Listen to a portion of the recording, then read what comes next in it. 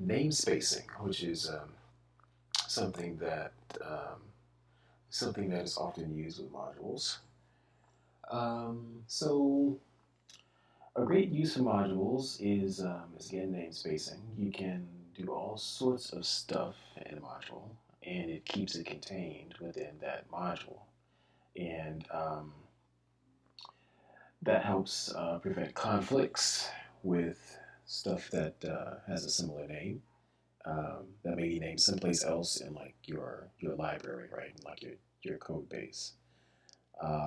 So say for example, you want to try the same problem, um, you know, for, but at different days, right? So maybe one day you had this one solution, but then a month later you had um, another solution, or even maybe you're trying to create a new solution for something that already exists in a code base, right? For for classes that are obviously they already exist, they have a name, but you want to try to implement them differently. Well, you can um, wrap wrap the existing stuff in a module. Just do a little refactor of that, and create a new module, and start to come up with a new solution, right? With the classes with the same name, or even if it doesn't already exist, maybe you have two different days, and you have two different ways of trying to solve it, and you can use namespacing, this namespacing technique, to kind of take advantage of that. So here in this example, I've got class MinFinder here and MinFinder here, right? So both of these, obviously they're written differently.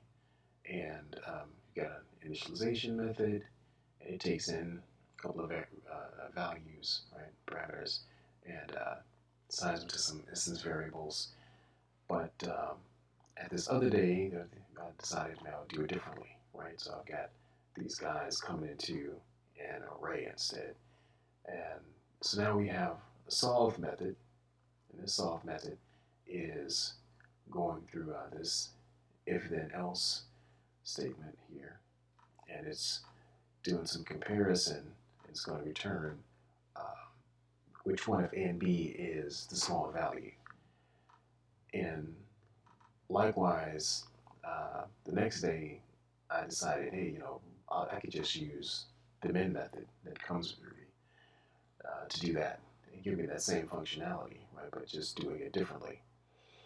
So the way this works,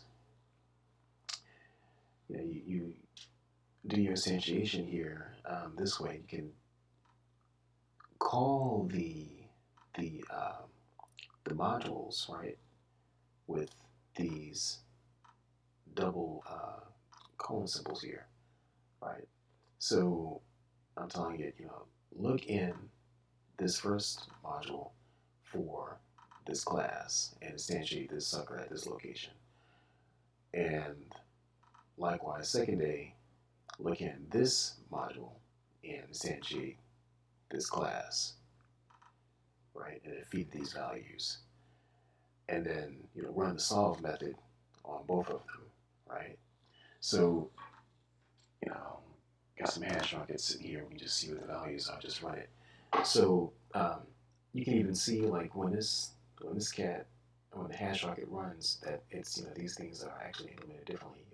So let's say you don't have the code in front of you. Like maybe you're working in your library of code, and you're making this call. But you can't obviously, you're not always obviously going to be able to see all the code just like this, right? Just on one screen like this. Um, but you can do this and run hash rate. It's going to tell you some information about, how this CAD is being implemented with your implementation, with your variables, your instance variables. And yeah, so we got a solution, give the same answer, but we can see that we're actually using a different way of trying to approach the problem. And this can be very, again, beneficial. So you already have a code base, and um, someone else has written a class that's 20 or 50 lines long, and you figure out how to refactor it into something that's only 7 or 8 lines. Um, Clean up the code a lot better, and you can kind of use this method uh, of namespacing to make things better. So anyway, I hope that's clear, and that is namespacing.